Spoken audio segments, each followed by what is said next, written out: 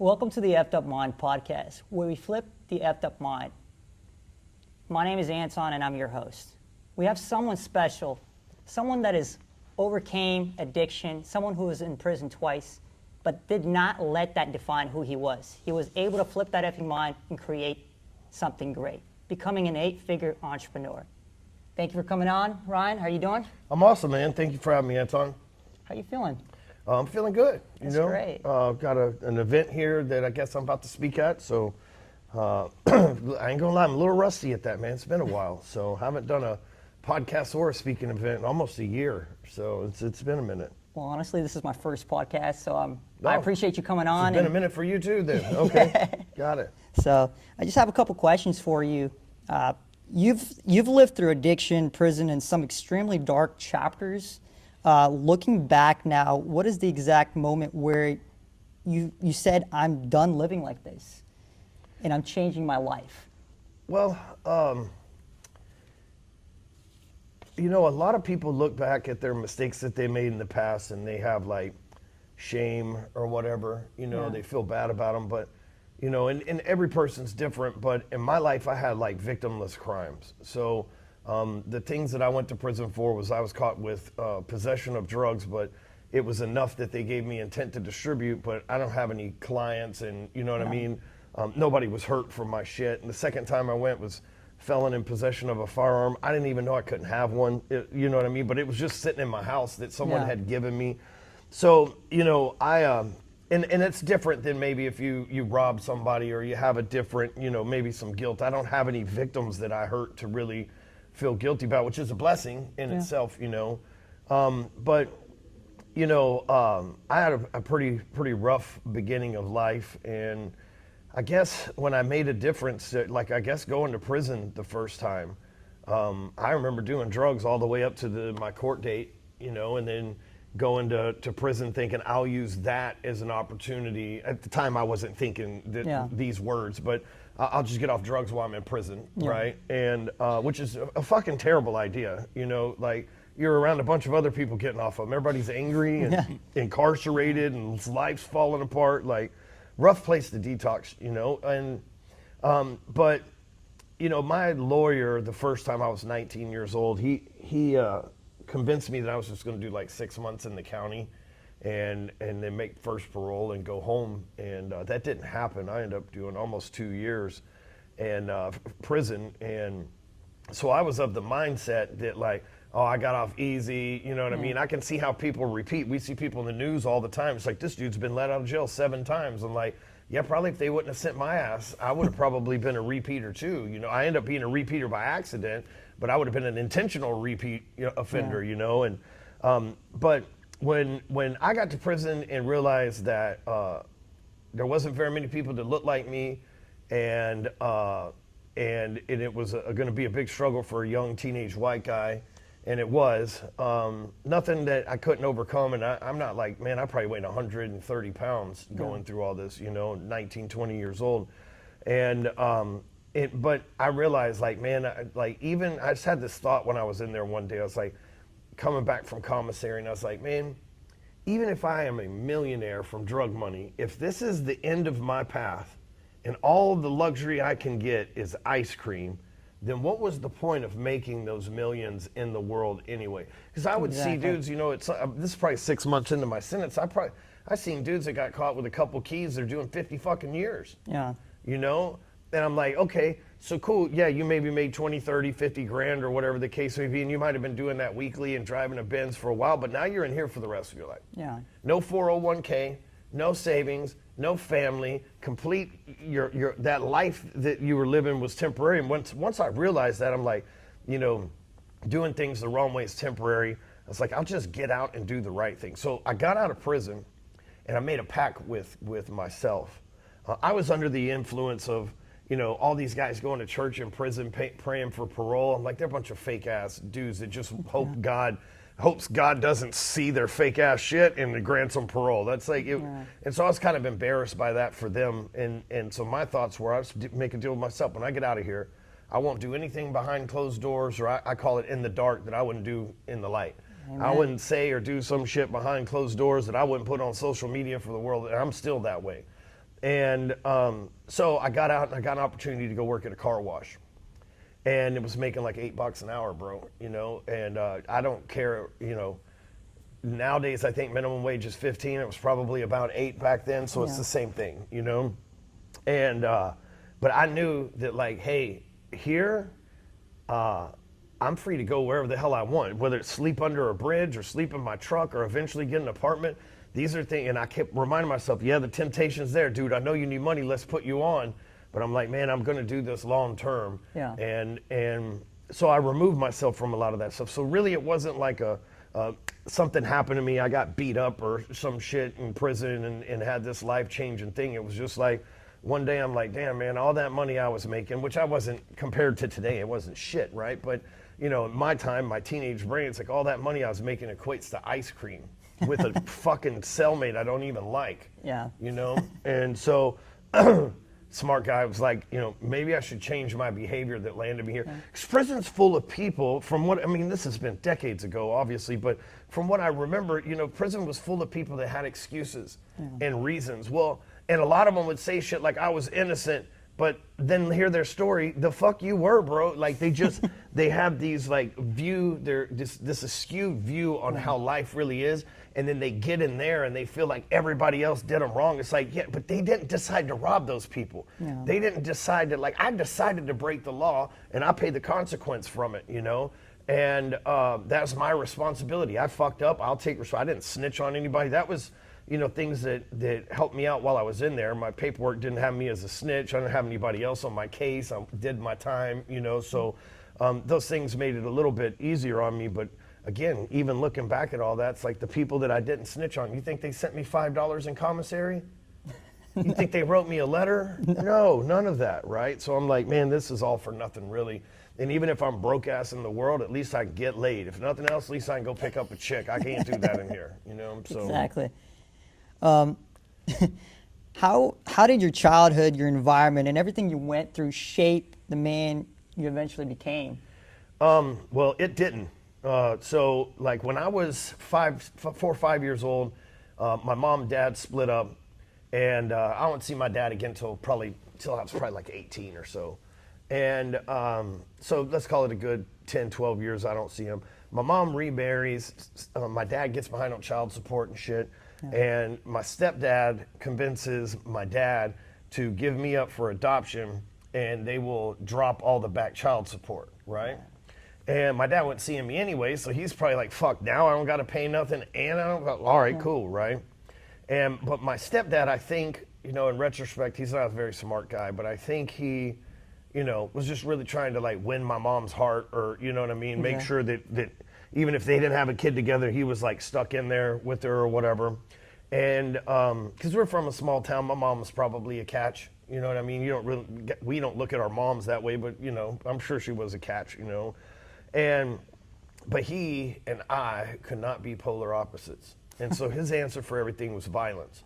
If he didn't he's not like I'm just by birth smart. I'm lucky. I have a gift of intelligence. I've just been street smart my whole life. My stepdad's dumb as a fucking rock.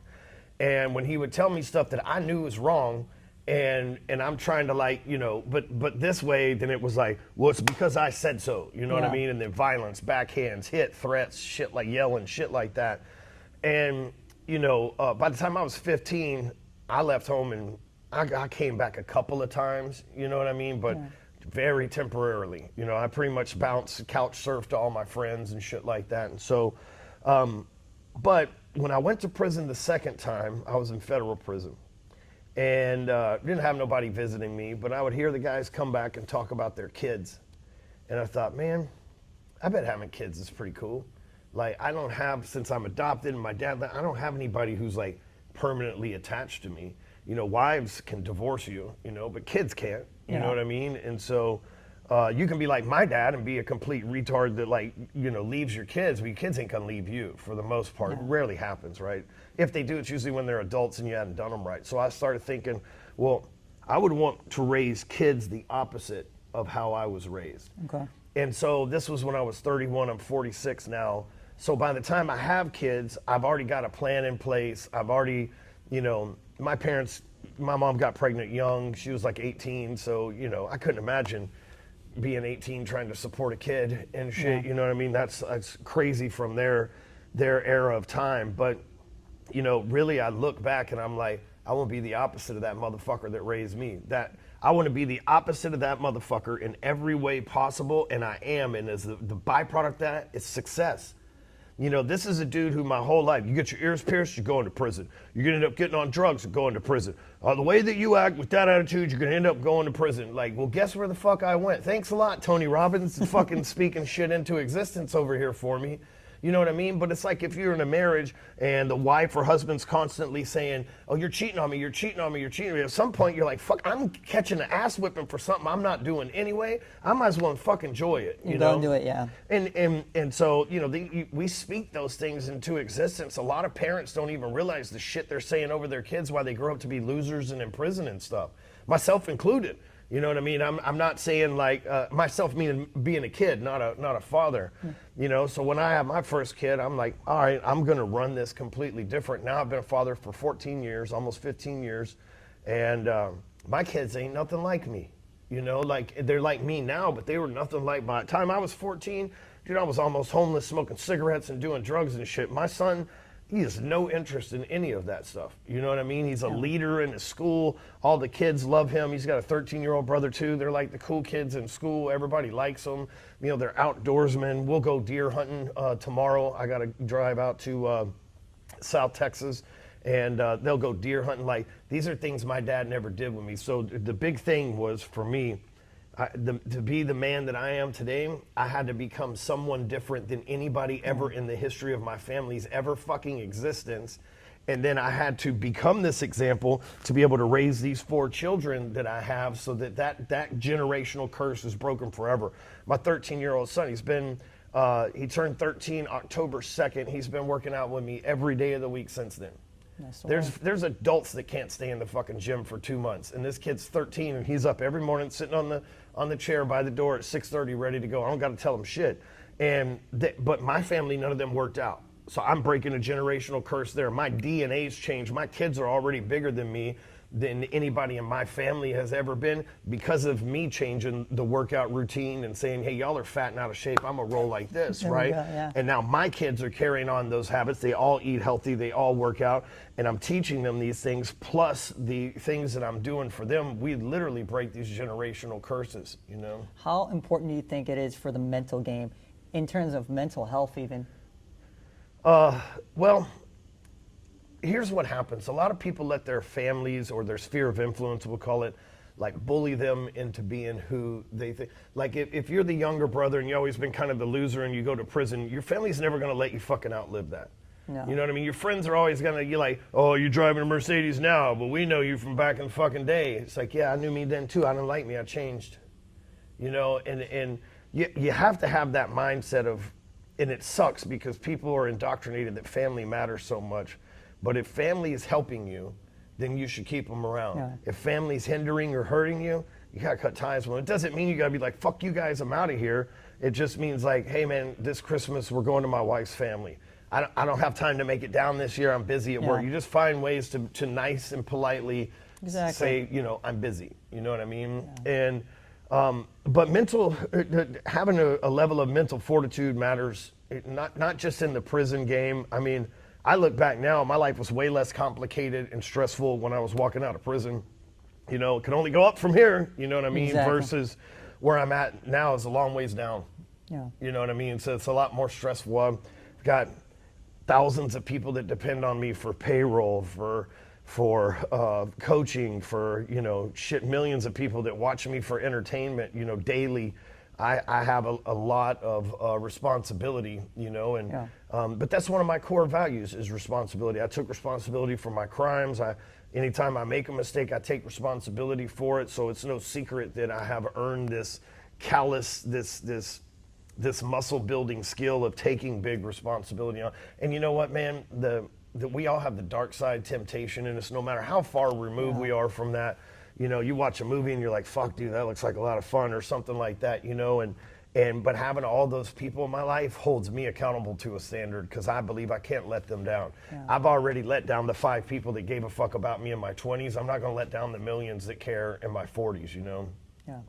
Yeah. Not intentionally anyway. I mean, I'm human, so shit could happen, but Exactly. it wouldn't be my intention, you know? You just flip that effing mind, right? Yeah. That's the only way. I know you talked about near-death experiences and addiction. Those moments, what did it teach you? It's like, what did it teach you to, like, how to keep on going? Literally, even though it was like the lowest of the low, right? How did you keep on overcoming those moments in your life?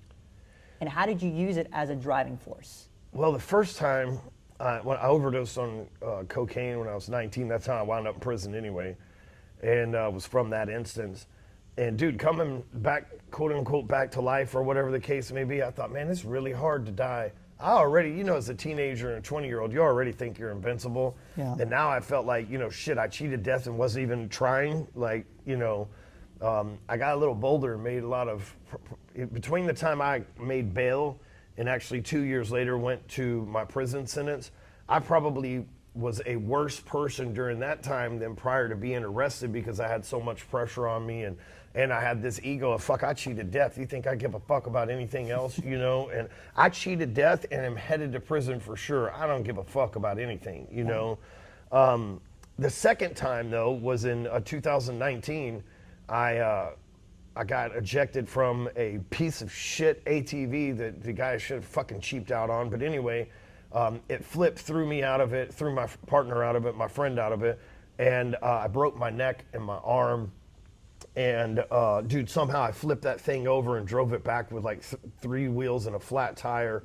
Got my friend in there. All this with the broken neck. I don't remember any of this, but they have it like on camera and shit. It's like, wow. But I went to the hospital and they were like, you know, you're not gonna be able to walk. Like, you're definitely gonna be paralyzed from the waist down. The fuck I am.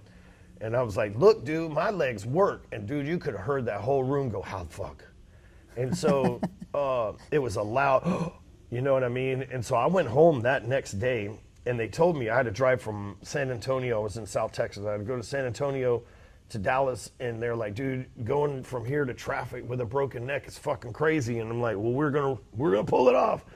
I had got home, went to see my friend that's a neurologist, and he was like, dude, because you work out every day, your muscles weren't up to where when your bones crack, most people's muscles are soft, so their bones will, when they crack, they'll move and that'll land on a nerve. He goes, your muscles are holding that shit in place, but you cannot get out of bed for 6 fucking months. And wow. he goes, dude, if you sneeze wrong, man, like that could be it. You got to let this whole thing heal, and we got to like double heal it.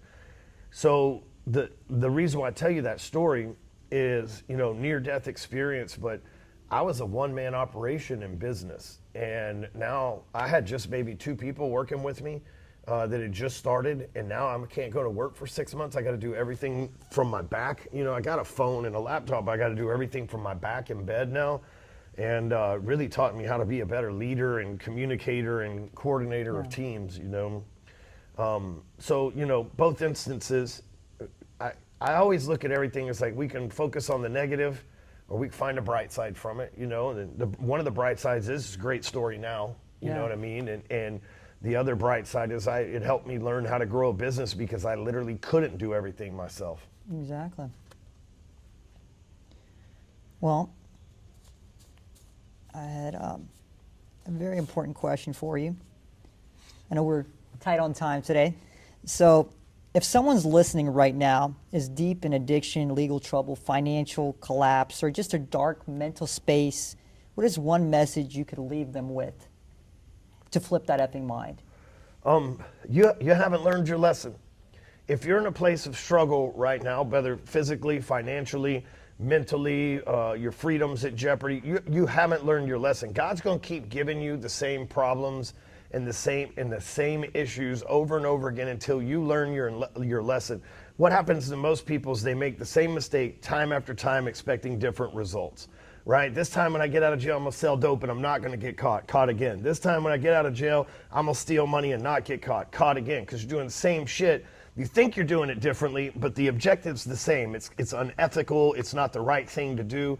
And what happens is people go and do the same thing, expect these different results. But what I've learned in my life is every time when life or God, whatever you believe in, I believe in God, but life or God, whatever you believe in, was absolutely trying to break me, that was when I went, okay, fuck, I got the lesson. Fuck, okay, like tapping out in the UFC. Okay, fuck, let go of my neck. I get it. But I'm a hardhead, and a lot of us are hardheads is why we find ourselves in this situation. And God's going to keep you in that chokehold until you tap out and go, okay, I got the lesson, won't do that anymore. You know, and it's happened to me as much as last year, dude. I was going through so much hell with employees and transitioning and starting a new company. And I remember many months last year coming home going, what the fuck, man? How did that, on top of what I'm already dealing with, how the fuck is this going on too? You know, and at some point I got the lesson. I'm like, oh, okay, that's why this keeps happening. Yeah. You have that I keep doing this. So I made those changes. It's taken me a whole last year to undo those habits and make those changes. But as soon as I got the lesson, you know, God does two things for us. He humbles us to give us a lesson, and he sends us red flags intentionally so that we can avoid learning things the hard way. Most people do neither of those things. No. You know, most people live their whole life with the same red flags in a woman, the same red flags in a man, going, all men are shit. No, the ones that are shit give you red flags that God's trying to protect you, you're just ignoring, right? Or, you know, people will say, you know, it keeps happening to me. I have bad luck. It's like, no, you're refusing to learn your lesson. Right? When you take responsibility for the mistake, you learn the lesson. And what happens with responsibility is, see, most people make excuses. And so when you take responsibility while they make excuses, if I make an excuse, it's her fault. Well, if she says, okay, it's my fault, she gets to learn the lesson of responsibility. But if I take responsibility, I get to learn that lesson, which is a hell of a lot easier than God having to humble you. You say, you know what, that's on me. But when you take responsibility, here's what happens why most people, that means I got to do better. Yeah. And if I don't want to do better, if I like cheating the system, if I like doing things the lazy way, the shady way, the gray area, then I'm never going to learn that lesson because I don't want to learn that lesson because I don't want to change. But the lesson's going to keep showing up until you learn it and until you do change. There's no way around that. Yeah. Well, I wanted to say thank you for coming on to the Effed Up Mind show. And yeah, honored to be here on the first one, man. You know, yeah, what I'm I appreciate you, we man. got the first one knocked out, man. You know, and you guys out there, you can always flip that effing mind and create power from the darkest times. I tell everyone, even if you feel like you have intrusive thoughts coming into your mind, flip that effing mind and create power, no matter how challenging or difficult it can get. Guys, take it easy.